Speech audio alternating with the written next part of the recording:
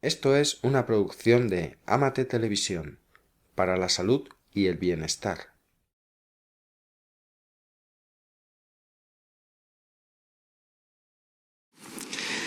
Bien, le doy paso a nuestra gran doctora, la doctora Chusa Balbás, que ya está bajando por aquí para venirnos a ver, esta impresionante mujer que nos va a hablar de la sabiduría de la mujer, poder innato, poder sagrado.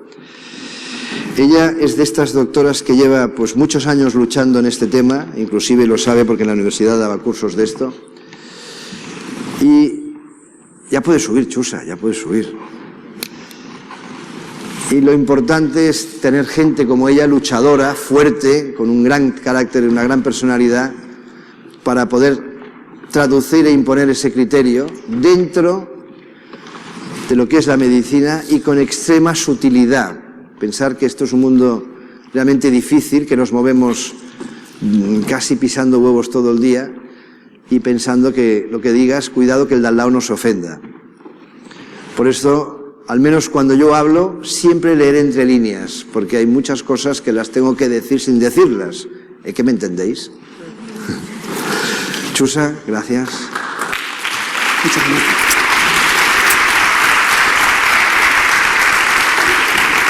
Muy bien, pues buenos días a todos y a todas. Para empezar, quiero agradecer a todas las personas que, tras mucho esfuerzo, mucho trabajo, mucha tenacidad, han sido capaces de organizar este congreso. Y quiero agradecer al doctor Barnosel por muchas cosas. Primero, su osadía, su atrevimiento de organizar estos congresos de médicos y sanadores, y además con ese savoir-faire que tiene él, con esa capacidad de torear la situación y de permitir que esta circunstancia, que es bastante, diría yo, delicada, hacerlo con una soltura y con una elegancia increíble. Muchas gracias, Paco.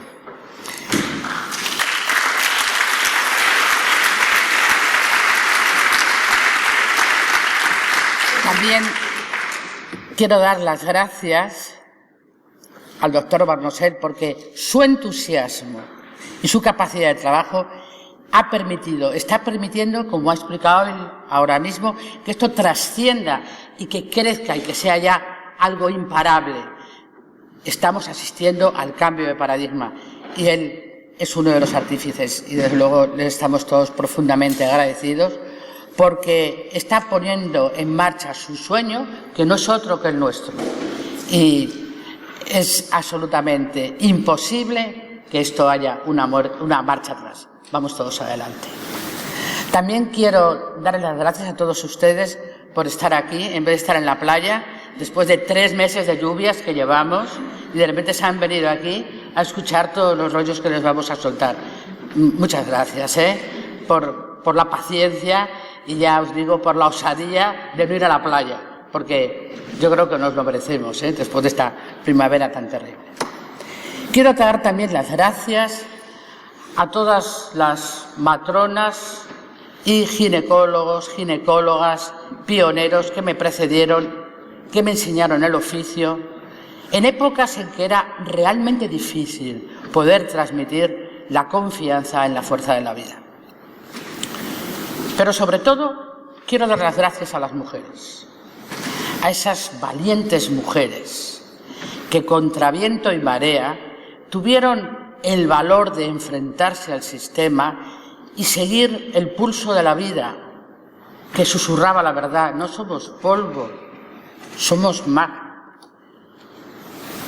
Y cometieron esa transgresión de no hacer caso a todos los bienpensantes y se metieron en su cuerpo y escucharon desde su cuerpo, escucharon desde sus entrañas, escucharon desde ese pulso que les nacía desde el instinto, contra viento y marea.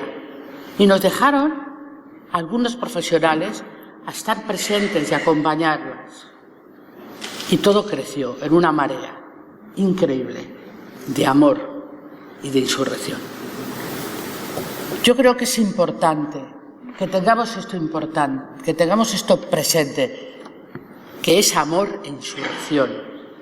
Porque nosotros, nosotras, estamos transgrediendo.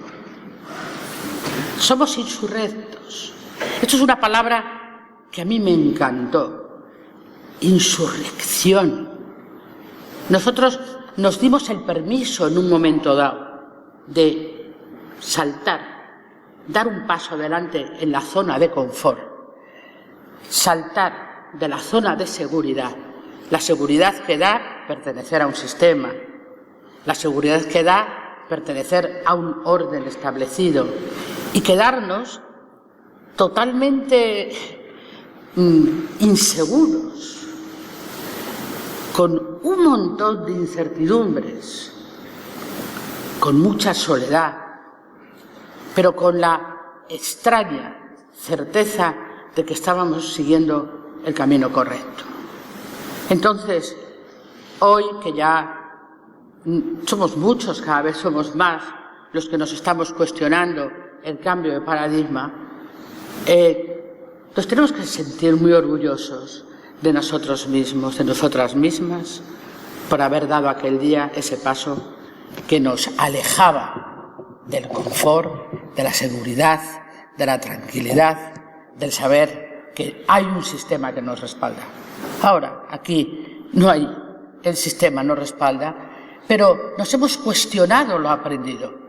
Y en ese cuestionamiento es realmente donde se abren todas las posibilidades. A ver, esto no es así, así. Yo quiero también agradecer aquí públicamente a todas las personas que han seguido luego apostando por este arte de acompañar en el parto a la mujer de una forma pasiva, es decir, el profesional es pasivo porque la que es activa es la mujer. Esto, aunque os parezca muy sencillo, es muy difícil porque nos han enseñado a intervenir. Nosotros estamos programados, sobre todo los gines, para intervenir. Entonces, aunque nos decían, hay que saber estar con las manos en los bolsillos, pero es precisamente lo que no sabemos hacer, estar con las manos en los bolsillos. Y menos aún confiando plenamente en que la mujer sabe parir. Es algo realmente increíble. ¿Cómo no va a saber parir una mujer? Bueno, pues hace falta mucho tiempo. Hace falta recorrer muchas pantallas hasta llegar a aceptar que realmente, si no intervenimos, el proceso se va a desarrollar con bastante normalidad. Es estupendo que haya tantas matronas jóvenes que están apoyando y que están siguiendo este camino. Realmente me siento orgullosa de haber participado en todo este proceso y haber sido su abuela, la abuela de todas las matronas jóvenes. Bueno, no me gusta la palabra matrona. Esto es algo que yo creo que las matronas se lo tenían que cuestionar. Me gusta más comadrona, porque fijaros que comadrona viene de comadre, que quiere decir la que acompaña a la madre. Pero este término de comadrona, por ejemplo, en inglés es midwife, mujer mediadora, o en francés sage-femme, mujer sabia. Sin embargo, matrona hace referencia a la mujer que era la que ostentaba el poder en el Imperio Romano. Bueno, pero qué horror. O sea, era la que llevaba el sistema. Era como el símbolo del sistema. Pues, para empezar, tenemos que cambiarnos de nombre. Matrona, no. Comadrona. Y ginecóloga, ginecólogo, pues hace referencia al tratado sobre la mujer, pero estamos hablando de partos. Y la palabra exacta es obstetra. Que fijaros, obstetra viene de obstare, que significa estar presente. Realmente, si todos y todas las ginecólogas y los ginecólogos fuésemos capaces de estar presente, ya habríamos cambiado todo este proceso. Bien, voy a hablar de el poder de la mujer, el poder innato y el poder sagrado. Y para empezar tenemos que tener y tomar conciencia de que ha habido una usurpación de ese poder. Es decir, la mujer no es consciente de que ella tiene el poder de gestar y de parir sin necesidad de ningún sistema médico. Sí que le acompañe, pero no que le dirija. Entonces, quizá lo que sería interesante es saber cómo se pone en marcha, cómo se construye un sistema de poder. Es fundamental recuperar ese poder, el poder de la mujer, para poder ganar esta batalla cultural y para poder hacer cambiar el rumbo de la historia. Este encuentro, en otros tiempos, hubiese merecido el escarnio y, desde luego, en otros, la hoguera. Nosotros estamos aquí porque ha habido muchísima gente antes de nosotros que desde el silencio han ido construyendo paso a paso, tranquilamente, abriendo la puerta y dándonos la oportunidad de que hoy lo podamos aquí hablar de esto públicamente y en el Cursal de Donosti.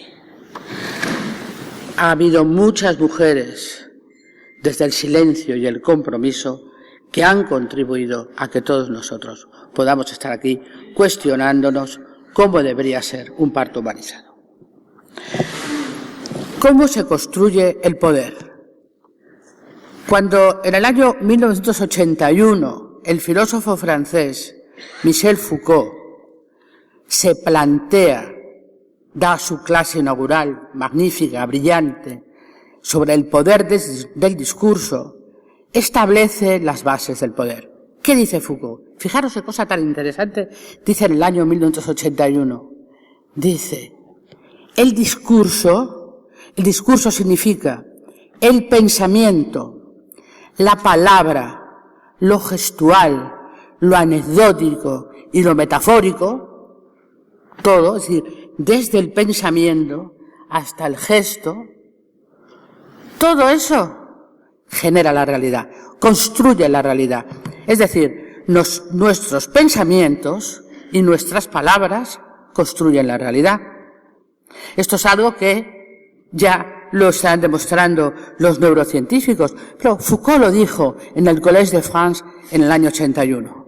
Y como era muy transgresor, no se quedó solamente en decir el discurso genera la realidad, sino que habló del poder del discurso, es decir, ¿quién elabora ese discurso? Porque resulta que nuestra realidad no va a ser la realidad que nosotros hemos elaborado con nuestro pensamiento y con nuestra palabra, sino que hay una élite del poder que es la que elabora el discurso y todos los demás tenemos que aceptarlo y tenemos que someterlo, porque no hay otra realidad más que la realidad del discurso, y el discurso es el discurso del poder. Y entonces pone en solfa y pone en tela de juicio no solamente el ámbito médico, sino todos. Dice el colonialismo, la estructura del poder en las sociedades avanzadas se construyen de la misma manera.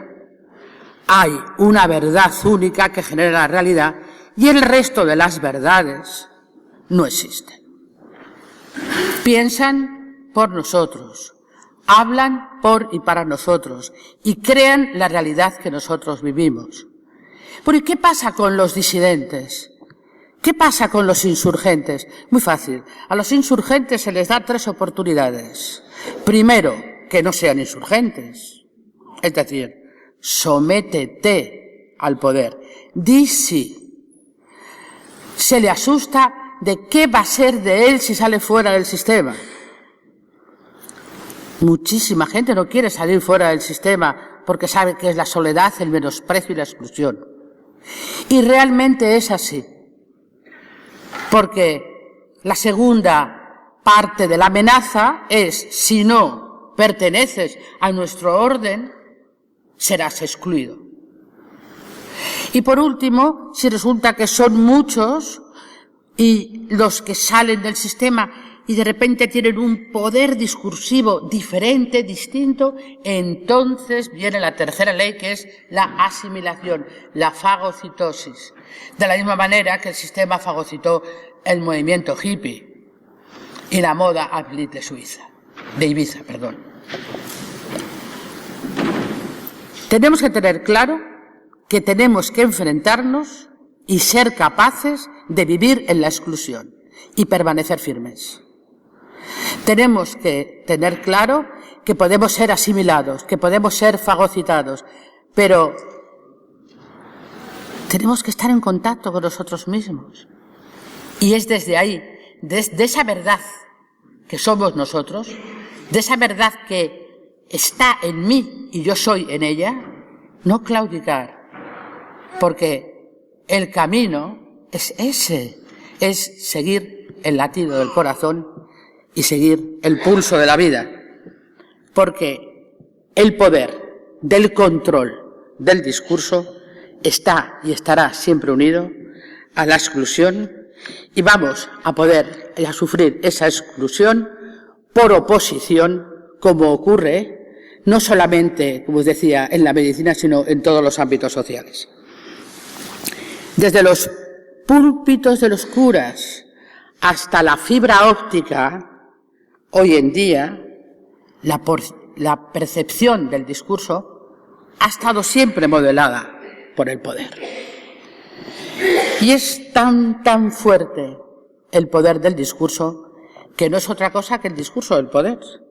Entonces, lo primero que tenemos que hacer es elaborar un discurso propio.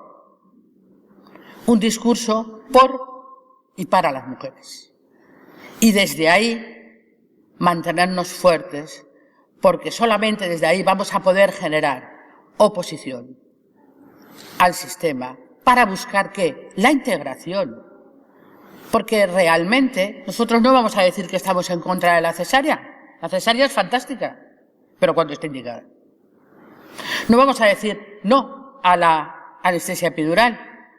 Menudo bien que es la anestesia epidural, pero ¿cuándo? Cuando esté indicada. No a todas las mujeres, lo quieran o no. Y sobre todo lo que no vamos a hacer es poner un ambiente en el que la mujer no se sienta que es la reina del paritorio. Como decía Michel Odan, hay una manera muy clara de saber si una mujer se siente bien o no en un centro hospitalario. Y es si el médico se siente en su casa o no. Si el médico se siente en su casa, entonces la mujer no está en la suya. Si el médico se siente de visita, entonces la mujer está en su casa. Esto que parece una cosa muy sencilla, no lo es. Porque realmente yo creo que todos ustedes han sentido, cuando han llegado al hospital, esa sensación de empequeñecerte, ¿no? Esos pasillos tan largos, y con esas flechas en el suelo, rojas, verdes, sin saber a dónde dirigirte, camillas, celadores. Claro, la primera cosa que tiene que hacer el parto es salir de un marco hospitalario.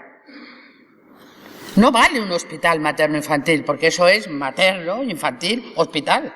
O sea, hay niños enfermos, hay mujeres enfermas. No, habría que buscar casas de parto. Mujeres que fueran solamente ahí a parir. Y por supuesto que estuvieran acondicionadas con quirófanos, es decir, todos los medios necesarios por si va a ser necesaria una intervención.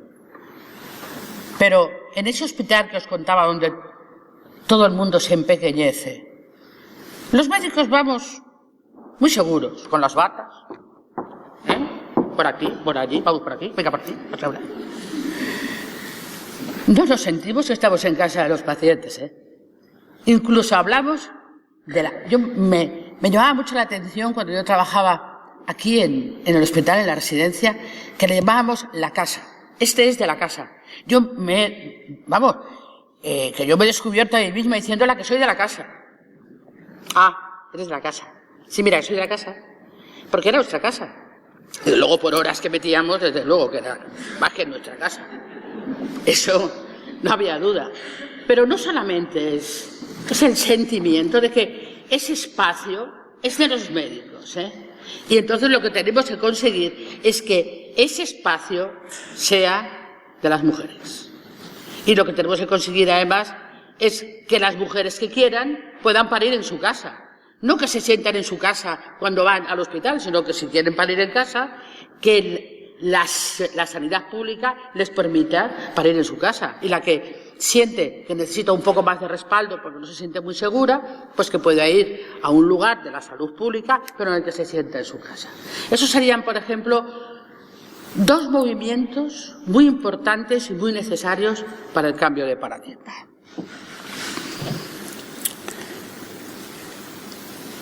Si nosotros conseguimos cambiar ese paradigma, lo que vamos a hacer es configurar una realidad nueva. Y si nosotros conseguimos configurar una realidad nueva, vamos a tener un cambio mucho más profundo de lo que nos imaginamos, porque estamos hablando de cambiar el concepto de salud y enfermedad, y eso empieza en el parto. Estamos cambiando a la humanidad si nacemos de otra manera. Si nuestras madres hubiesen tenido un embarazo en el que se hubiese apoyado la conexión con ellas mismas, si todos los profesionales de la salud en torno al parto aprenden a estar presentes, a desarrollar su atención, ese niño va a ser diferente. Si nosotros promovemos una crianza diferente, si luchamos para conseguir más de 4 meses de baja maternal y conseguimos 2 años, como ocurre en Noruega, en el que generalmente suelen estar, y en Suecia, suelen estar de baja el primer año o año y medio la madre y el padre desde los 12 a los 18 meses, o muchas veces el padre de los 12 a los 24 meses, entonces estamos consiguiendo un cambio muy profundo. Seguramente habrá muchas menos enfermedades. Seguramente será mucho más fácil hablar de atención al paciente, de atención a uno mismo. Si nosotros conseguimos esos partos y esas crianzas, seguro que se va a modificar la educación y va a dejar de ser la educación más educación y menos instrucción. Y realmente, con un gesto pequeño, va a haber una cascada de cambios que ya van a venir solos, ni siquiera van a depender de nosotros. El problema es que tenemos que desmitificar muchas cosas antes de que todo este sueño sea una realidad. Entonces, lo que tenemos que saber es que el mito, todas las culturas tienen un mito, varios mitos, quiero decir que pensar que vamos a vivir sin mitos, eso es, no tiene sentido. Pero lo que tenemos que hacer es cambiar los mitos, cambiar unos patrones de creencias por otros patrones de creencias. ¿Qué es un mito? Bueno, un mito es algo tan evidente, es una creencia tan a pie juntillas que ni siquiera nos la cuestionamos. Es algo que no tiene ni una rendija por la que empezar a dudar. El mito, por otra parte, también tiene que ver con la manera en que nuestro cerebro, y además la parte más creativa de nuestro cerebro, que es el cerebro izquierdo, que es el cerebro derecho, que es el que gobierna nuestra parte izquierda, el cerebro más emocional, tiene acceso, por ejemplo, a la verdad, al valor, a la belleza. Entonces, los mitos están profundamente estructurados dentro de cada cultura. Y toda cultura podemos decir que es un mito englobalizante y que eso además marca nuestra realidad y el camino de nuestra existencia. Es imposible cambiar el mito si no lo cuestionamos, pero realmente es como el huevo y la gallina, no lo podemos cuestionar hasta que no salimos de él. Mientras estamos dentro del mito, no podemos cuestionarlo, tenemos que dar un paso atrás, tenemos que poner una pequeña distancia con el mito, tenemos que hacer una pregunta, igual una sola pregunta. es poner un signo de interrogación y rápidamente eso es el cuestionamiento. Detrás del cuestionamiento ya va a venir la posibilidad de salir del mito. ¿Y cuál es el mito de nuestra sociedad actualmente? Pues nuestra sociedad occidental del siglo XXI, el mito es la tecnología. Nos hemos enamorado de la tecnología. Y además, esto ha sido en los últimos años. Y es algo imparable. Estamos todos locos con la tecnología, con los móviles, las tabletas. Parece que no podíamos vivir sin la tecnología. Vivimos en la tecnocracia. No podemos vivir sin el teléfono móvil. Pero si vivíamos hace nada sin móviles. ¿Cuánto tiempo llevan los móviles? 15 años. Aquellas zapatillas que había así grandes, que se sacaban así lo llevabas como un cambio. Luego fueron haciéndose pequeñitos y casi se te escurría por los pies, por todos los lados el móvil, que era mini, que no podías ni marcar el número. Y a más pequeño imposible. Estábamos todos encantados con aquellos móviles pequeños. Pero luego vinieron otra vez grandes, pero esta vez con pantalla, internet, para arriba, abajo. Ya no estamos solos. El hombre ya no está solo. Se ha resuelto un tema filosófico. Ya tiene un móvil.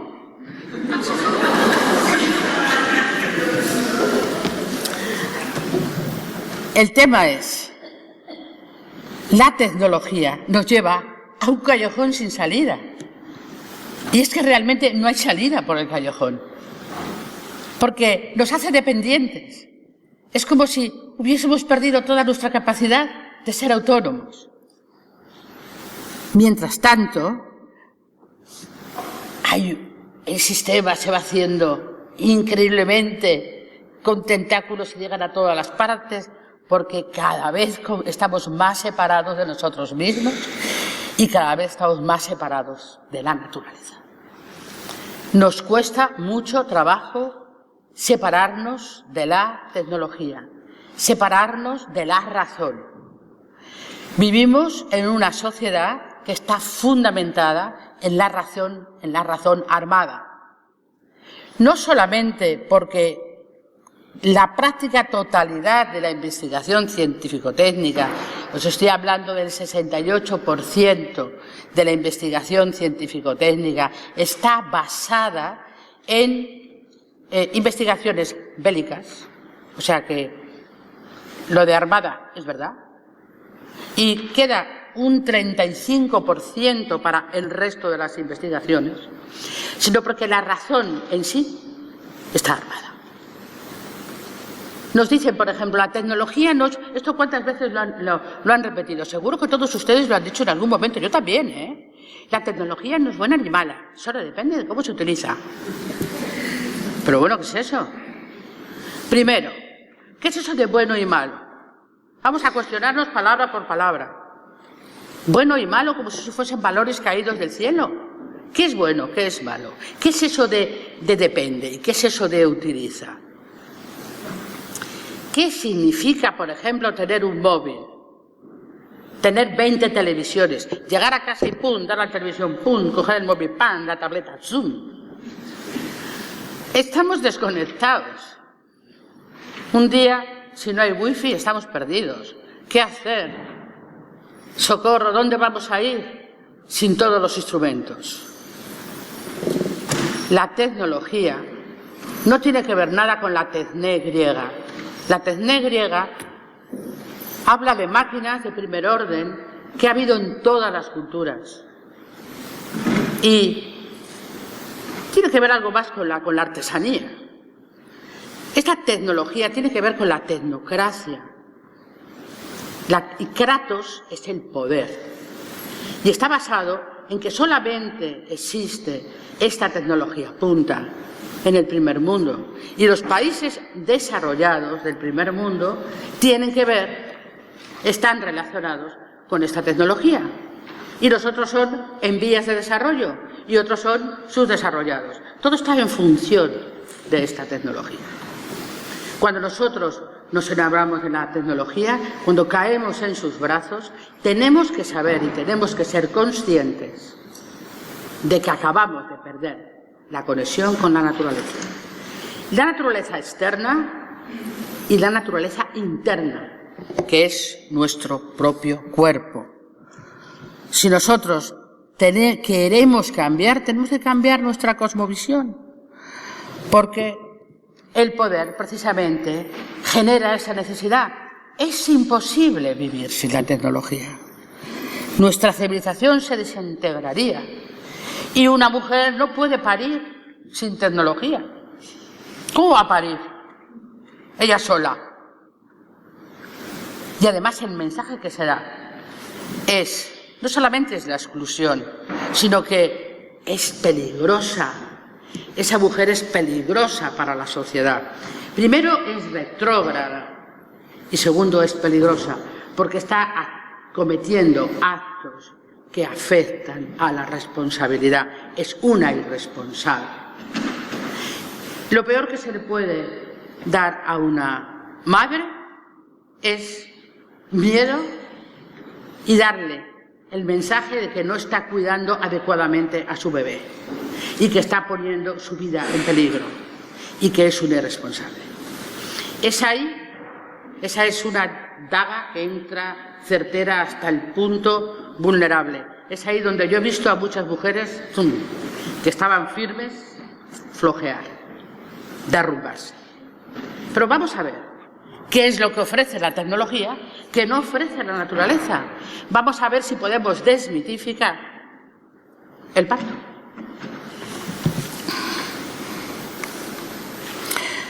Bien, lo que tenemos que saber es que desde la tecnocracia lo que se impone es leyes, exclusión, sustracción, anulación, colonización o fagocitosis según su conveniencia. Y tenemos que estar atentos, porque esto lo estamos viendo constantemente. Estar atentos significa darnos cuenta. El primer paso para la atención es darnos cuenta de que no nos damos cuenta, ¿vale? En el momento en que nosotros somos conscientes de que no somos conscientes, ya hemos hecho un gran avance. El segundo avance es empezar a ver qué cosas realmente no nos damos cuenta. O nos damos cuenta ya pasado un rato. Es, ¡ay! Ya me la han colado. La semana pasada, bueno, vamos bien. Llevamos mucho tiempo desconectados. La simultaneidad solo se da en una persona que está realmente conectada. Y hay todo un programa para producir esa desconexión. ¿Qué es lo que pasa con la tecnocracia? Pues que una cosa que hace es que modifica el tiempo.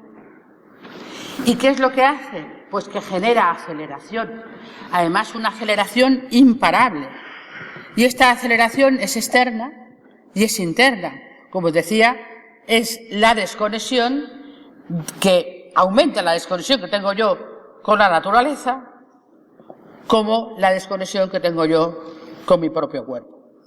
Respecto a la desconexión con la naturaleza, quiero contarles una anécdota. Estando una vez yo en Iguazú, vi a una madre con una niña de unos 9, 10 años que estaban observando un coatí, que es un animal, no sé, así muy bonito, con una cola muy grande y que es un animal autóctono de allí, del Iguazú.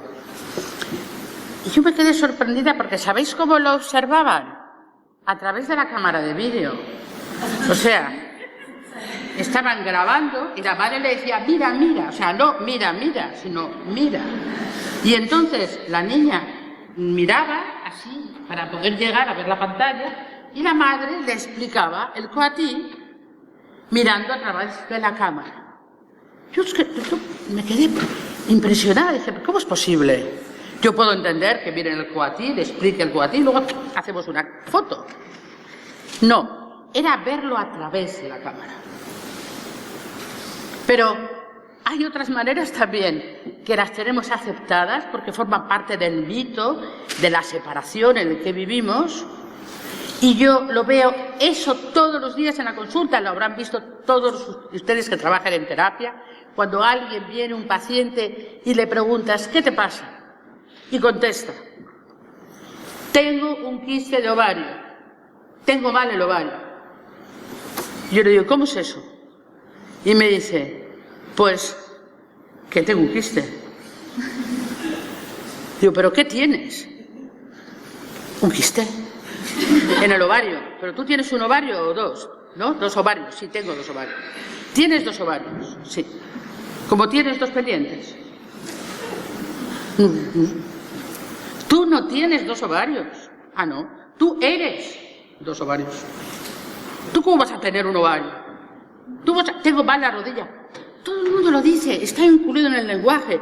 Acordaros, la palabra, el discurso genera la realidad. Si queremos conectar con nosotros, no digáis, tengo mala rodilla, porque yo soy la rodilla. Es que si tengo mala rodilla, que es una cosa que tengo aquí y no sé de lo que es, pues tampoco sé por qué lo tengo mal y tengo que buscar aquí un médico para ver si me la pone bien. Como un taller de reparaciones. Tengo mal la rueda del coche, eso está bien, ¿no? Tengo mal la rueda, no tiene dibujo. ¿Tengo mal el ligamento? No. Porque si tengo mal el ligamento, resulta muy difícil preguntarse, ¿para qué a mí si me ha fastidiado el ligamento? ¿Qué me está diciendo este ligamento roto? Es una pregunta que no tiene sentido. ¿Qué te está diciendo? Si el ligamento no habla. Todo esto tiene que ver con la desconexión. Entonces, la primera cosa que tenemos que ser conscientes, ya he dicho antes, es que no somos conscientes. Y la segunda es que es fundamental conectarnos. Conectarnos con nosotros mismos. Conectarnos con nuestro cuerpo. Una vez que hemos conseguido la desconexión, aparece rápidamente la desconfianza. Claro, pero si yo no estoy conectada a mi cuerpo, ¿cómo voy a fiar de él? Me fío de alguien de fuera, de una máquina que te dice, tiene mal, tal, mal que está aquí la máquina. Y me ha dicho que tengo que tomar. Porque yo no me entero. Yo no me puedo fiar de mí. Yo no puedo tener confianza en mí misma. Porque, como decía antes, es retrógrado. ¿Cómo vamos a poner? A ver. ¿Cómo vamos a decir que valores como la intuición o el estar presentes son valores que pueden reñir con un escáner? A ver. O sea, un escáner es objetivo. ¿Y la intuición eso qué es? Me da. ¿Qué es eso de me da? Me late. Eso no es científico. Luego, no existe. Entonces tenemos que pensar que tenemos que cultivar esa intuición, que tenemos que cultivar la atención, que tenemos que cultivar estar presentes y desde ahí ya habremos cambiado, porque eso significa que estamos conectados. Y por supuesto que los intentos de conexión con el cuerpo no son nada retrógrado ni nada irresponsable, todo lo contrario.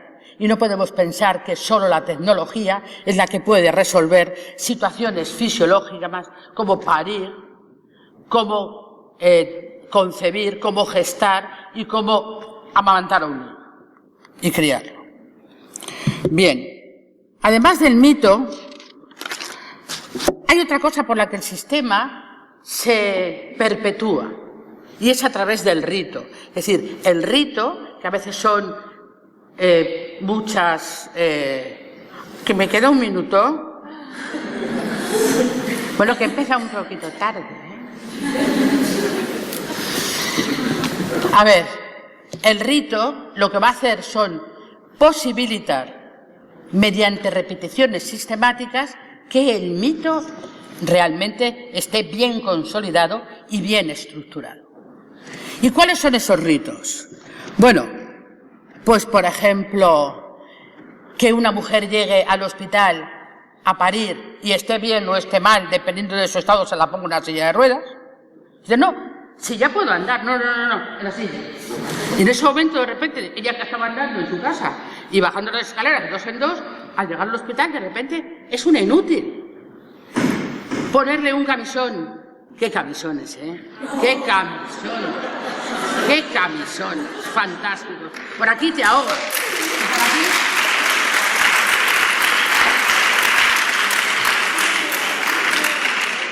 Y por atrás, nada. Abiertos. Como decíamos de pequeñas, en culitatis. Si te levantas tienes que ir andando así. Ponerle una vía. ¿Pero para qué se le pone la vía? Es como para conectarse al sistema.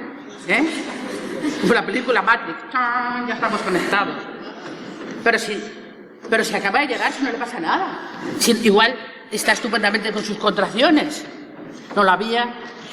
Bueno, tumbarse, no dejarla levantarse de la cama. En otros centros todavía es así. Aquí ya hemos conseguido cambios. Pero no creáis ni que todo el monte es orégano, ni que en todas partes funciona así. Todavía se hacen muchas episiotomías.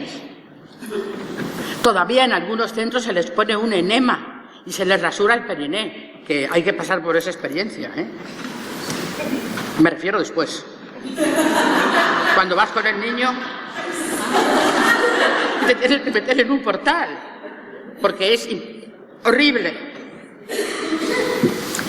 Es decir, son ritos que lo que consiguen es quitarle a la mujer el poder, quitarle a la mujer la seguridad de saber que realmente ella puede producir un cambio si escucha los latidos de su cuerpo. Bien, como ya me queda poco, voy a acabar. Quería leer algo muy interesante de la doctora Marie-France Sirigoyen, que habla de la trama perversa de la violencia en su fantástico libro del acoso moral, y habla de cómo hace el depredador, que lo que hace es anular a la víctima, descalificarla, desvalorizarla, hacerla sentir que no puede hacer nada si no está él, que está solamente para rescatarla, dejarla convencida de que no es nadie, de que no tiene razón, de que prácticamente no existe y es él el que le da la asistencia. Así funciona el sistema.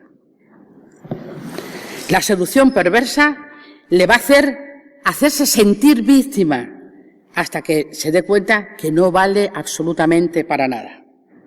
Lo que conseguimos con las madres es que con todo este sistema de mitos y ritos se sometan al protocolo y realmente se queden sin ninguna posibilidad de tomar las riendas de su poder femenino y poner al niño en este mundo con todos sus recursos.